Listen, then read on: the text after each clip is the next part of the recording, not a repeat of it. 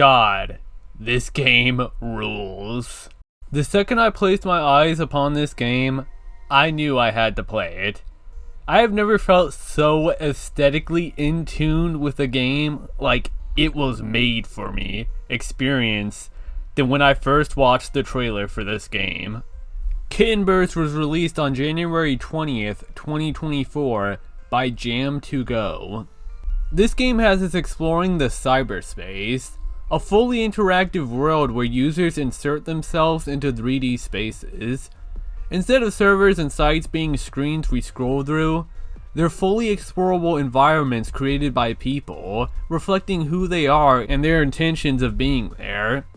We play as a cat from a program known as Kitten Burst, a racing simulation starring cats that fly around and race through tracks while viewers from all across the world watch. One day, one of these kittens, known as Happy, finds their way out of the program and into the crew of Saber and her robot assistant, Polly. Seeking to fight against a corporation known as Pando, wishing to take control over the free web, we go on a journey across many cyberspaces, siphoning the ion energy from these places in order to stop the Pando Corporation. Okay, I don't think I'll ever be able to get over this game's visuals and music. It's like everything I ever wanted. Over the past years or so, I've really started to fall in love with the Y2K aesthetic and all the sort of sub-aesthetics that come from it. The dreaminess, the colors, the shapes. Just that look that made itself home on the early internet. That colorful time I was exposed to when I was younger, where everything had to be weird and cool. And dare I say, don't yell at me, but maybe even some Frutiger Arrow here and there. Like, I love this area here because it reminds me of the Chengdu station down in China. God, I wish places looked like this more in real life. Besides all that, I just love how colorful and pretty this game is to look at. It's one of those games where no matter where you're facing, it's always just pleasing. And when this game wants to put on an absolute spectacle, you get moments like the boss fights, which had me absolutely stunned. Like, it kind of reminded me when I was younger, just staring at the computer screen with Windows Media Player turned on, where they had these visualizations for your music, and just being entranced by this stuff. This game hit a type of nostalgia I didn't even know a game could. Like, I don't know how I could explain to y'all why this grass means so much to me, but it just does. And all my love for the visuals go twofold with the soundtrack. This game's soundtrack is incredible. Like, I'm not even surprised that Jam2Go is a musician, because the music in this game is worth the price of admission alone. A lot of my love for the Y2K aesthetic is for that music that it's associated with. The techno, the trance, the electronic, drum and bass. And as whack as it sounds, I'm not even the biggest fan of breakcore. Most of it's too hard for a big ol' softy like me.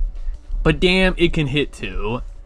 So many songs just hit that specific kind of music I struggle so hard to find. But once I do, it just sends me to an ethereal plane, like Postcards or TTYL from this game. Just love those chill electronic beats with the soft piano in the back. Oh my god, Surf Heaven for sure. God, I love this area.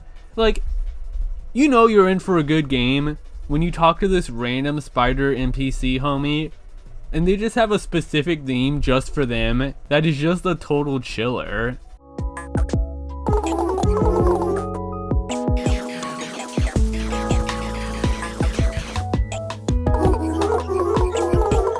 I don't know. It's hard to even point to a specific song. There's so many that all cover specific genres, moods, and even references to early internet memes and such. It was truly made with love, and also with just so much care. Not only is there an ambient version of area themes that transitions into an action version upon starting a mission,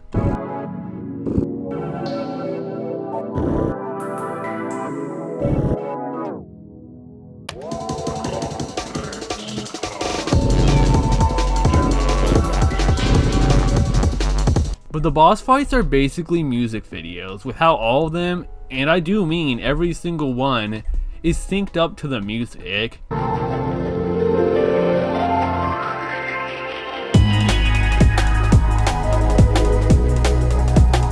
And trust me, I'm showing you the early game stuff. Near the end, this results in some absolutely unforgettable moments that I can't show. Like, you have to be skilled at making music to somehow create bounce to me. A song intentionally designed to be an earworm, and it may never leave my head. Like, this goofy penguin is probably my first exposure to Kitten Burst, alongside those videos I kept seeing of the cat knocking people around. But the fact that this character was designed to purposely be a meme outside of the game than to actually be a meme inside the game is genius in a way that I don't think a game has ever tried before. Also, what other game are you going to get a breakcore version of Gymnopede number 1? Regardless of my preferences, that's just novel.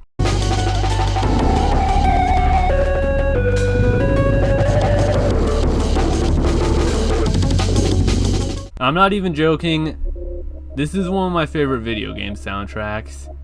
Y'all gotta get that purchase on Steam. It's the kind of music that creates worlds off sound alone. But F my video pacing, listen to this.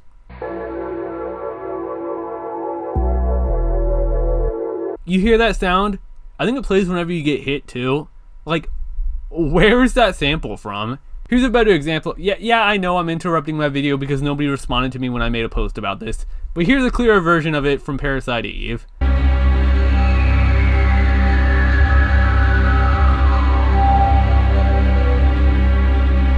If any of y'all know where it's from, let me know. I don't know when I'm gonna have another chance to bring this up. Okay, I'm alluding to it quite a bit, so let's cover the gameplay of Kitten Burst. And I'm gonna be real, just like most of this game, it's so unique and of its own space. It's essentially a free-flying game where you coast happy around in any direction across large 3D spaces. For base controls, as complicated as it gets is just pressing the brake button for certain turns. Across these environments, and with use of our gamer vision, which is what I call when games have a scan button, we can find nodes. Nodes are basically these missions where these ions will spawn and we have to touch them. This forms a majority of the gameplay of Kitten Burst. While some missions have more straightforward lines for the players to run through with the intention of collecting every core, others can be massive and sprawling, letting the player find their own path, collecting the amount that they need to move forward. It's kind of magical. Just how this game of freely flying around these spaces captures my feelings towards the music and the visuals. Just swimming in the air through all these colors, being lost and entranced in a completely different world of dreams. Just absolutely transcendental. And possibly the best way to tie together the music, the visuals, and the gameplay. Tying it together in something ethereally beautiful that I'm not even sure I can describe with words. It just feels right. Feels what my mind always saw the older internet to be. Vast worlds that I could explore and breathe in. Focusing more in on the gameplay, upon collecting a node, your time is recorded alongside the ions that you siphoned, which you can basically think of as your score. The game allowing you to retry missions to beat them in a faster time and obtain more ions, which aren't completely pointless, as ions obtained will grant you level ups and keys. Leveling up allows you to allocate a pip into these different stat categories, affecting things like how fast you can move, how fast you can be colliding with a wall before you get put into a stun state, which, by the way, amazing stun animation, to even affecting your meter gain. Yeah, this game has a meter system. Much like in real life, cats take the form of solids, liquids, and gases.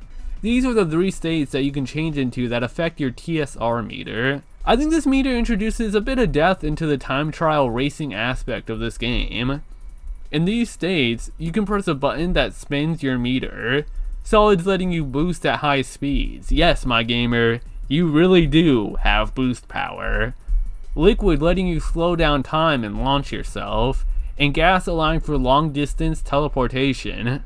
My only real complaint is that you have to cycle between these. So you go from solid to liquid to gas, which means that if I'm on gas and I want to quickly go to liquid, I have to double tap.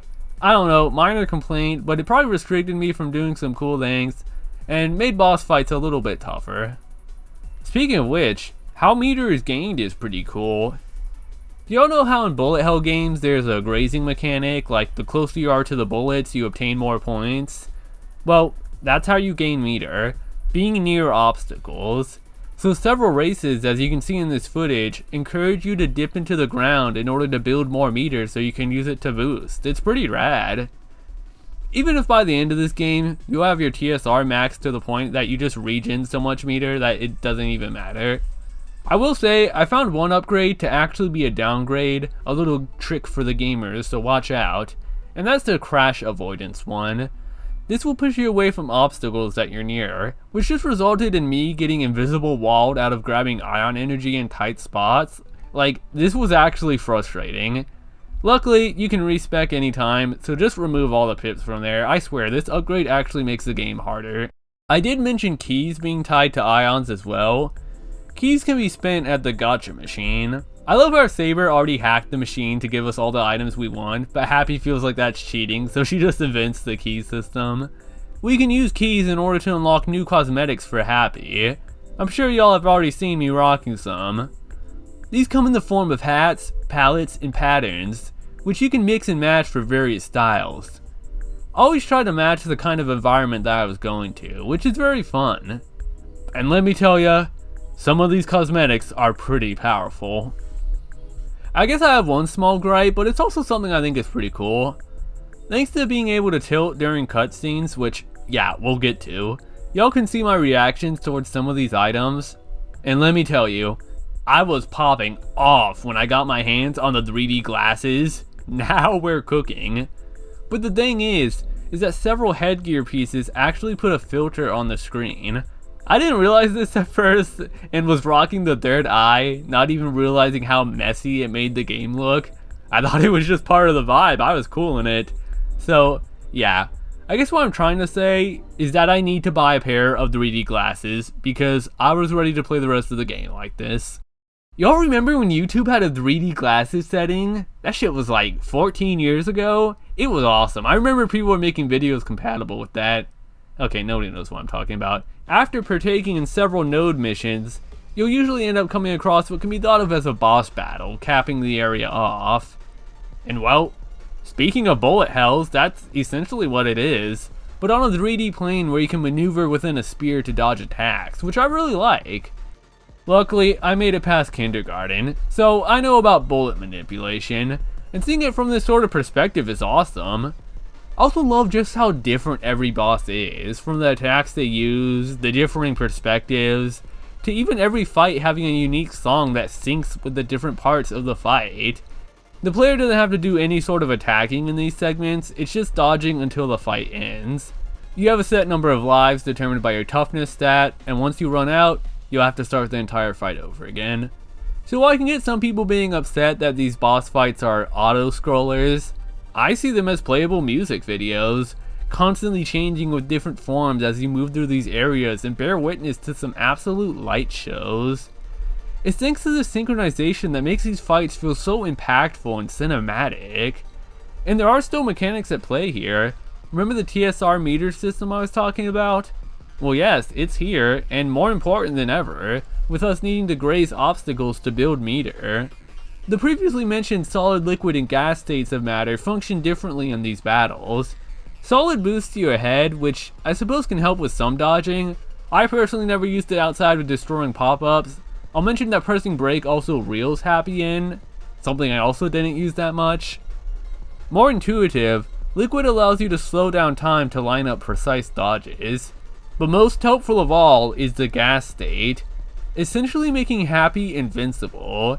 As you would imagine, this drains your meter pretty fast, and some of the harder endless fights essentially turns it into a parry button with how fast things move.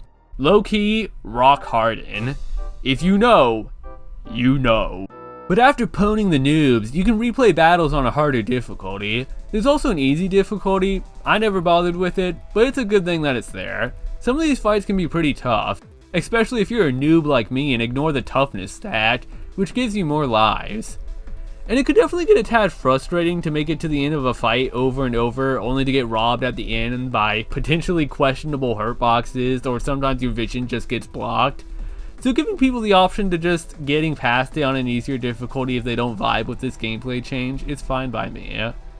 But I enjoyed them, if anything for the spectacle of riding through them being my encouragement.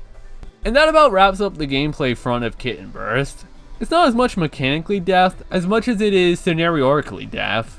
Yeah, I know, I just be making up words. But it's more about the individuality of each mission, area, and battle. Though there are definitely some elite maneuvers that you can pull off.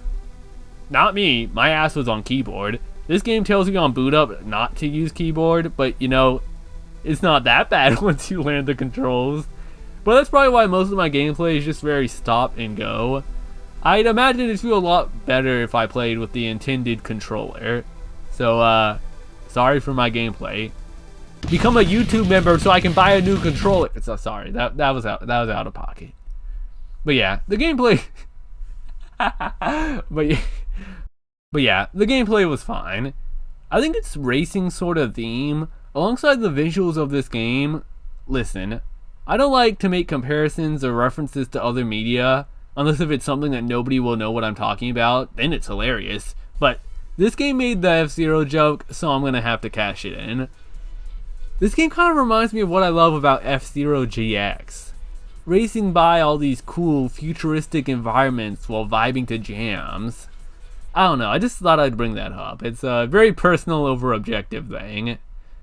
The last of what I wish to talk about is the story. And there's a reason I saved it for last. I could talk for hours about just the ending of this game, let alone the story, the characters, and the world being represented here, which I know may be very surprising to y'all who are reading the dialogue on the screen. This game's story is amazing. Kitten Burst takes place on a more vacant and dead cyber world, where most users, including the mega corporations seeking to profit and control it, have left. Giving a sort of exploring an abandoned society, an internet graveyard vibe to this game. But there are still people around. Alongside Saber and Polly, we meet others from the physical world, like Oridor, Deltree, Eclipse, and learn that they're all friends with Saber, even part of the hacker group known as Shiver, making this sort of a game about bringing the crew back together for one last hurrah. And I can't get enough of these characters and their dialogue. Like, let's just get one thing straight. I think this game is hilarious. Nearly every line of dialogue had me laughing my ass off. I love the way that characters and even the game itself embraces old internet abbreviations, slang, leet speak. This might sound strange, but as someone who spends most of its life on the internet and grew up during older internet forums, these are the kind of characters I personally find relatable. I get these people, you know? I think this might actually be the funniest game I ever played. There are so many times where I just had to screenshot what I was reading. I don't think there's any other game where the main villain gets vote kicked out of a server by all the characters. You can't make some of this shit up. Like, I'm not sure I can get y'all to understand why Happy saying everything in lowercase is so funny to me. Like, this line here will always be entertaining to me, and I think it just strikes my specific humor point. I think one of my favorites is the super secret, mysterious, edgy optional boss that gets annoyed when you beat them, and Happy is just like, "Oh, you're mad because I pwned you? Noob!" That had me rolling, yo. Like, just having control of Happy during nearly all dialogue and cutscenes is never not funny to just spin around and goof off. Cats perhaps truly are an icon of the internet. I will say, I do wish that back on the hub that there was more dialogue that you could have with the characters, like between each world you visit, come back and read new dialogue, but no, not really.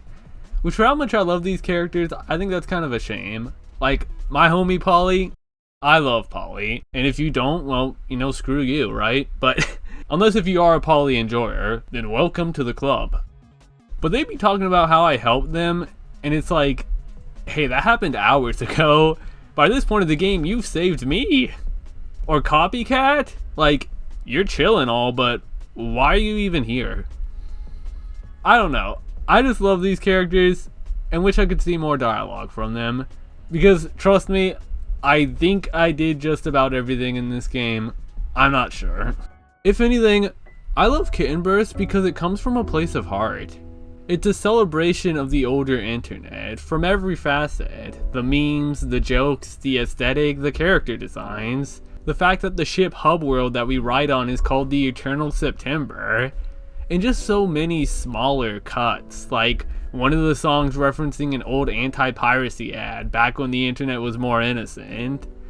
There are a ton of references that just put a big old smile on my face. It kind of makes me wonder how new generations and people who didn't grow up on the older internet would see this game. Like, would they get a lot of this humor? Would they understand, congratulations, you won, pop-ups? Like, do they understand anything that Eclipse is saying?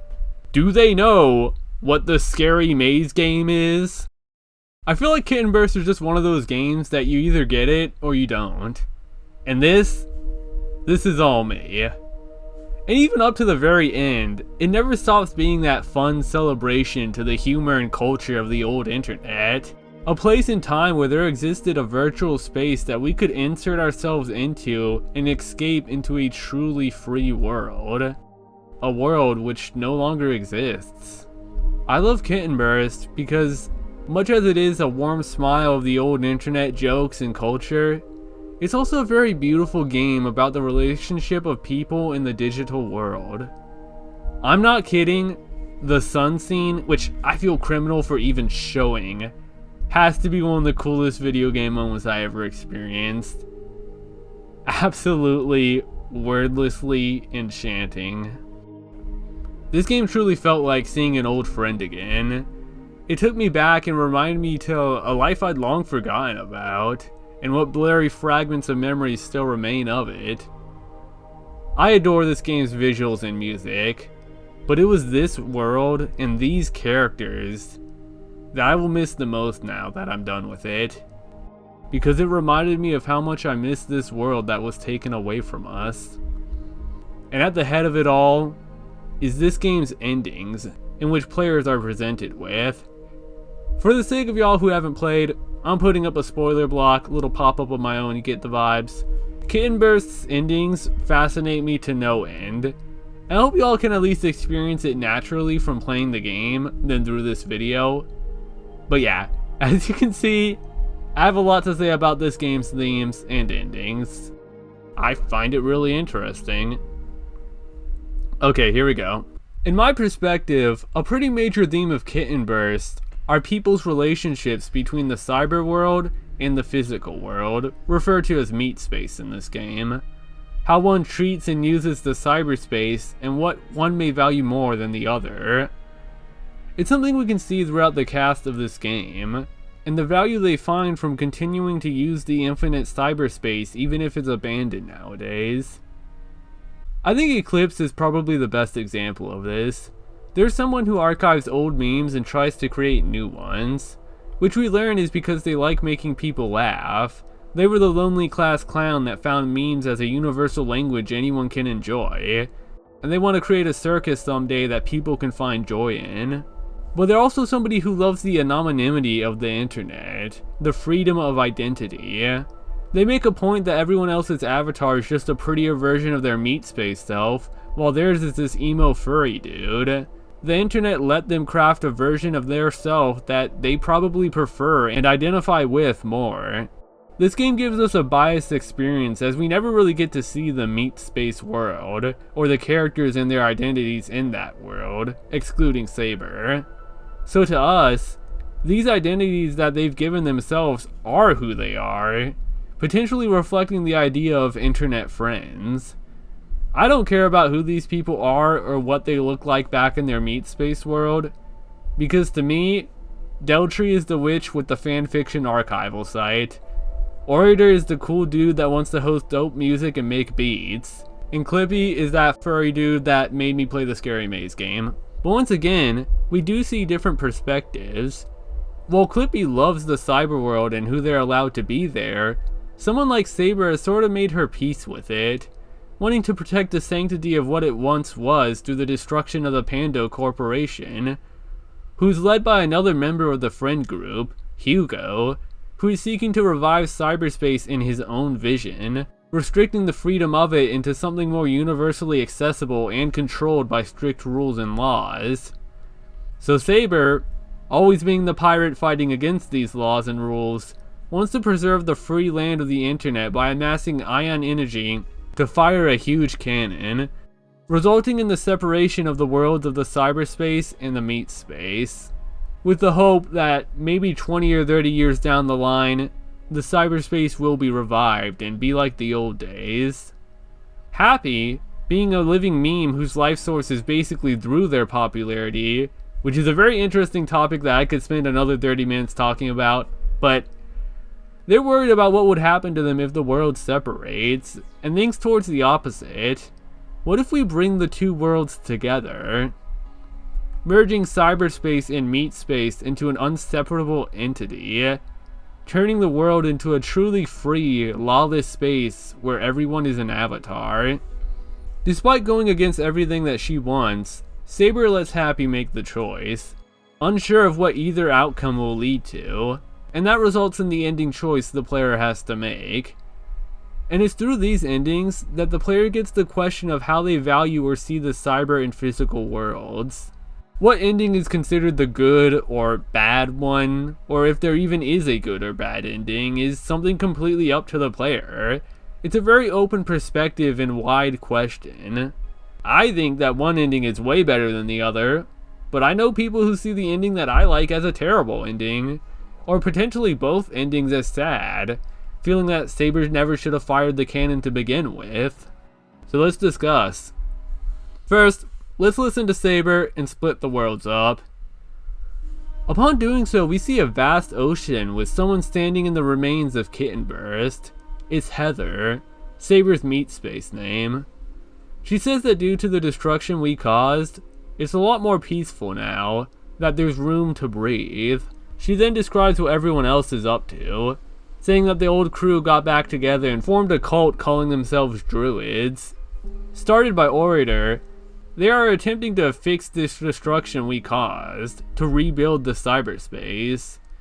Deltree is trying to create text from the scraps that they can find, and Eclipse, who I mentioned valued cyberspace the most, is also the one most devastated by its loss, trying to do anything they can in order to get back. And none of them seem to know what happened to Hugo. Eclipse created this device that would allow Saber to message Happy just by thinking hard enough. She says that not all of cyberspace is broken, and that there are still links lying around, even one she found of arcade machines that Pando built with Kitten Burst on it. Happy and the others are still racing, even if nobody is watching. Seeing that Happy is still failing to win a race, she uses reserve ion energy she found to give it to Happy, so he can power up and win. She tells Happy that she'll be watching, and good luck. Have fun. The camera then begins to pan out on this large body of water, soon raining as the sky goes a tinge of red. All the while this absolutely beautiful song begins playing, known as Slow Blink. A song completely unique from every other song in this soundtrack, utilizing more traditional instruments and non-synthesized or sampled voices, representing our departure from cyberspace. I've been hoarding my mementos at an ever-growing speed, but it's getting hard to eke past towers of all the grocery store receipts. And I swear that it's important, cataloging every day, but I still can't find the lyrics that displayed when you were away. And sometimes I hope that lightning would come down and strike my backup drives and USBs and zap them back into bricks.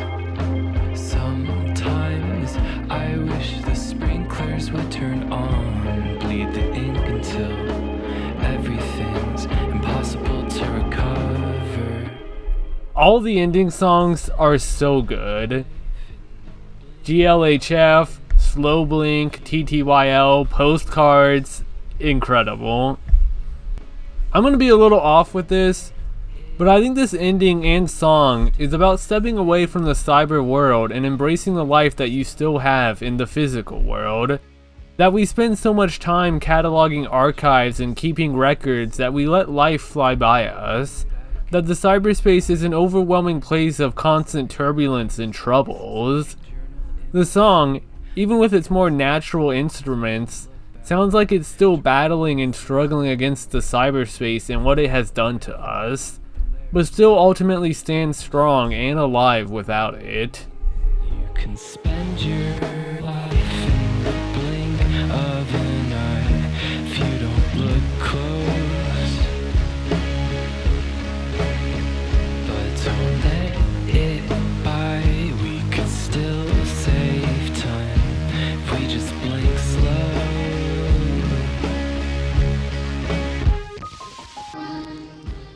Life is no longer so heavily tied to cyberspace. Sure, it will come back one day, but it will be like the older days. Or something like that. I think it's kind of silly that they destroyed the internet and now they're just trying to rebuild it. I can't help but to feel that Saber was the only one who wanted this. But I get the vibes. The internet, cyberspace in general, is one that gives and takes. And without strong enough self-control, it's easy to get consumed by it in a way that makes you miss a lot of what the physical world that does fully exist has to offer. I do have quite a fascination with nature and environments. I go on walks every day for as long as I can, and I appreciate the feeling of the wind, the rain, the sun. I'm not sure if some future cyber world could replicate that, but I know my current physical world already has it. I just can't imagine not waking up in the morning every day and going outside to watch the sun rise, however pointless it may really be. But I also can't pretend that I'm someone who fully values the physical world that we currently live in. So let's talk about the other ending, where we merge the worlds of cyberspace and meat space. We're immediately hit with an upbeat jammer as we see windmills in a large grassy field of endless hills. Saber calls out to Happy, wondering if they can see the world that they made, wondering why Happy isn't here. She then explains that in this new world, everyone is building what they wanted. Deltree's library, Orator's theater, Eclipse's carnival. Even Hugo, despite not getting the world that he wanted, eventually embraced this one, and helped others with making their dreams a reality.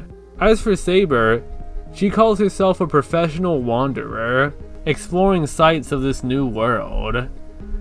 She recollects that back then, she never really knew the world that she wanted to make, just the world that she didn't want to be in, with Pando and the Megacorps, admitting that that focus bittered her to the point of just wanting to tear cyberspace apart from meat space. I think this is my favorite part of the ending, and just something that really stuck with me.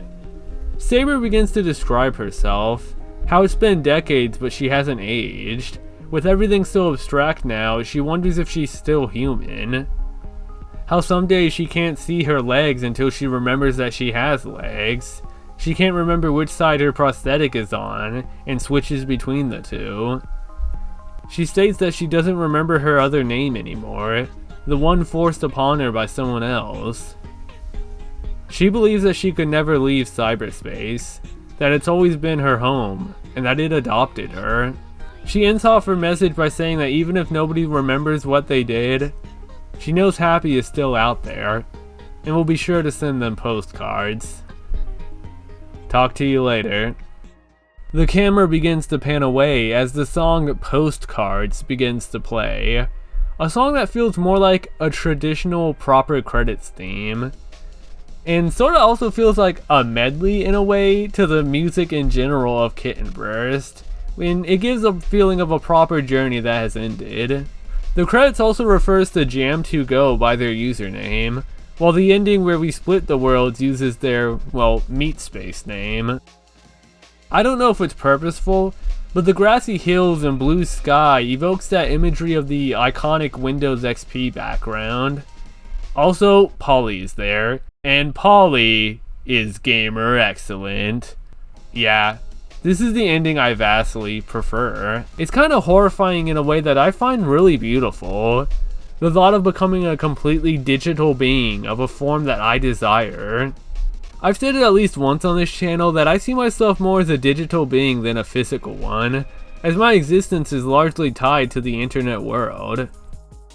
I don't think it should be surprising that a sickly, suicidal monster that is both physically and mentally unfitted to the standards expected from this world, who has basically given up on this current world, would want to dive headfirst on a world where we are completely consumed by the infinite and ethereal cyberspace, where one's looks, form, sound can be changed any second. There's no standardization on how anyone should be. A world unable to be controlled by anyone, including the power-hungry that wish to build their own utopia, and unwillingly force others into their vision of how people and who people should live. A world of true freedom, where life is a question, existence is optional, where everything and anything can exist, and nobody can stop you from being who or what you want to be that day.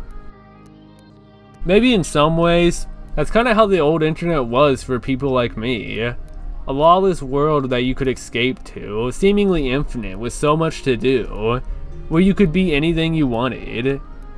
Just an explorer, traveling across hundreds of unique sites, all these different worlds hosted by one or a couple people, visiting their homes and seeing their passions, one formless, ethereal being to another. That's what the merging ending represents to me. A step to the past, and a dive to a new future. And maybe a part of me will always be sad that this kind of world, this kind of escape, will never exist. My only freedom is death. But of course, I can see this ending being pretty horrifying for a lot of people. People who want to make the current world a better place, rather than abandoning it. People who are content with the current world, or afraid of the idea of this level of digitalization and connectiveness to cyberspace. But to me, this ending represents the two things I want the most: an escape and freedom. That's just how I see it though. I feel like the endings and one's preferences towards them are questions which are answered through one's life experiences and views on the world. I just think it's really interesting to talk about. For as silly as this game can be, it made me think about a lot of things, and I feel like it has a lot to say. Though I will say, it would be a little remiss of me if I didn't mention that Jam2Go's short film, GLHF, which can sort of be seen as what happens after the good luck have fun ending. The wiki puts it on a timeline, but I've also heard that it's not really canon, just a sort of precursor film to the project that would be Kitten Burst, as the film was released 4 years ago, which is when Kitten Burst started being worked on.